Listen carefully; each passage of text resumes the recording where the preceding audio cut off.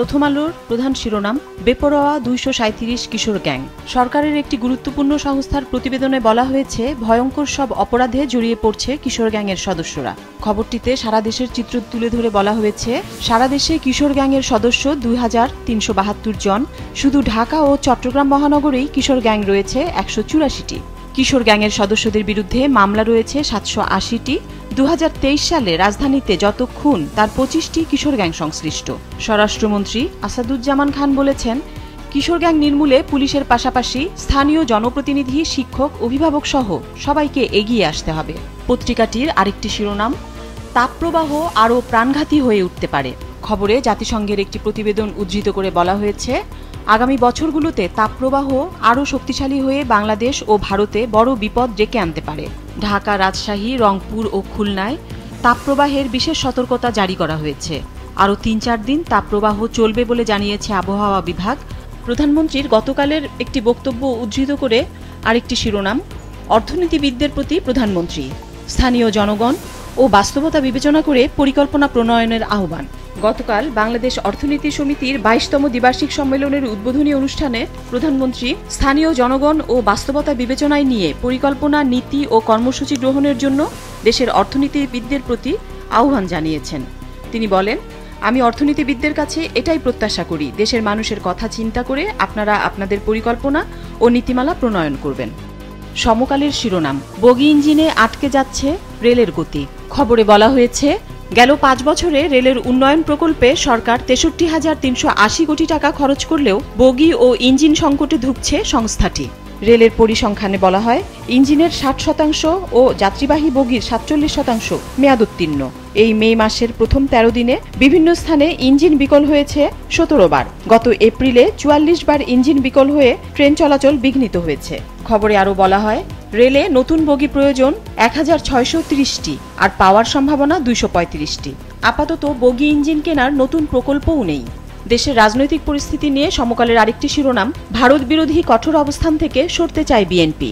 BNP নেতাদের উদ্ধৃতি দিয়ে খবরে বলা হয়েছে, দলের হাইকমান্ড আবারও রাজপথে আন্দোলনে ফিরতে চান। এজন্য আবার আঁটঘাট বেঁধে মাঠে নামার প্রস্তুতিও শুরু হয়েছে। একদিকে কৌশলগত কারণে ভারত বিরোধী কঠোর অবস্থান থেকে সরে এসে মধ্যপন্থা অবলম্বনের ইঙ্গিত রয়েছে, আবার অন্য দেশগুলোর সঙ্গেও কৌশলগত সম্পর্ক বাড়ানোর উদ্যোগ নেওয়া হয়েছে। বিভিন্ন জনগুরুত্বপূর্ণ ইস্যু নিয়ে আন্দোলন শুরু করার পরিকল্পনা থাকলেও একে ধীরে ধীরে রাজনীতিতে রূপ দেওয়ার সিদ্ধান্ত রয়েছে বলে বিএনপির বেশ কয়েকজন জ্যেষ্ঠ নেতা জানিয়েছেন। দেশের অর্থনৈতিক পরিস্থিতি নিয়ে যুগান্তরের প্রধান শিরোনাম, মূল্যস্ফীতি ভোক্তার কাঁধে, দফায় দফায় সিদ্ধান্ত পরিবর্তন কেন্দ্রীয় ব্যাংকের। খবরে বলা হয়েছে, কেন্দ্রীয় ব্যাংকের ভুল বা বিতর্কিত সিদ্ধান্তের কারণে মন্দায় আক্রান্ত ক্ষতিগ্রস্ত অর্থনীতি পুনরুদ্ধার কার্যক্রম বাধাগ্রস্ত হচ্ছে। এতে ডলারের দাম ও ঋণের সুদ অপরিকল্পিত এবং লাগামহীনভাবে বাড়ছে। উদ্যোক্তাদের খরচ বাড়ছে, কমছে টাকার মান। এতে আমদানি ব্যয় ও পণ্যের দাম বেড়েই চলেছে। খবরে আরও বলা হয়েছে, ঋণের সুদ হার গত জুনে ছিল সর্বোচ্চ ৯%, এখন তা বেড়ে ১৪.৫৫%। ব্যবসা খরচ বেড়ে পণ্যের দাম হয়েছে ঊর্ধ্বমুখী। চলমান আবহাওয়া পরিস্থিতি নিয়ে যুগান্তরের আরেকটি শিরোনাম, ফের ৪৮ ঘন্টার দাবদাহের সতর্কতা। ঢাকা, রাজশাহী সহ ৪ বিভাগে ৪৮ ঘন্টার দাবদাহের সতর্কতা দিয়েছে আবহাওয়া অধিদপ্তর। শুক্রবার সন্ধ্যা ৬টা থেকে পরবর্তী ৪৮ ঘন্টার জন্য এই সতর্কতা জারি করা হয়। দেশের রাজনৈতিক পরিস্থিতি নিয়ে শিরোনাম করেছে দৈনিক কালবেলাও। পত্রিকাটির প্রধান শিরোনাম, বিরোধী রাজনীতিতে নতুন মেরুকরণ, এক মঞ্চে আসছে বিএনপি জামায়াত। শীর্ষ পর্যায়ে চলছে আলোচনা, মিত্র দলগুলোয় ঐকমত্য, শিগগিরই আন্দোলনের রূপরেখা। খবরে বলা হয়েছে, সরকার বিরোধী যুগপৎ আন্দোলন আরও জোরদারের লক্ষ্যে বিভিন্ন শরিক দল ও জোটের শীর্ষ নেতাদের সঙ্গে গত ৫ দিন ধারাবাহিক বৈঠক করেছে বিএনপি।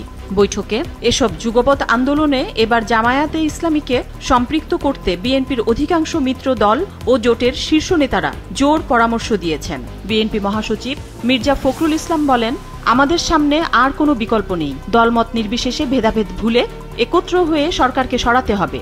আমাদের নিজেদেরই সেটা করতে হবে, আমাদের কেউ করে দিয়ে যাবেন না। আর জামায়াতে ইসলামীর সেক্রেটারি জেনারেল অধ্যাপক মিয়া গোলাম বলেছেন, বিভিন্ন দল ও জোটের রাজনৈতিক ও আদর্শিক ভিন্ন ভিন্ন মত থাকতেই পারে, তা সত্ত্বেও একই ইস্যুতে পরিচালিত আন্দোলনে ঐকমত্য সফলতার জন্য খুবই প্রয়োজন। রাজনৈতিক পরিস্থিতি নিয়ে আরেকটি শিরোনাম, রাজনীতিবিহীন জাপা হারাচ্ছে শক্তি। সারা দেশে কমছে সাংগঠনিক শক্তি, দুরবস্থা রংপুরেও। সব স্তরেই কমছে জনপ্রতিনিধি। উপজেলা নির্বাচনে প্রার্থী হওয়ার মতো লোক নেই। বিরোধী দল হিসেবে মানুষের গ্রহণযোগ্যতা হারিয়েছে। দলটির মহাসচিব মুজিবুল হক চুন্নু আত্মপক্ষ সমর্থন করে বলেছেন, ভাঙাগড়ার খেলা শুধু জাপায় নয়, অন্য দলগুলোতেও আছে। জাপাকে শক্তিশালী করতে কাজ করছি। সংসদে কম আসন মানেই দল দুর্বল, এমনটা ভাবার কোনো কারণ নেই।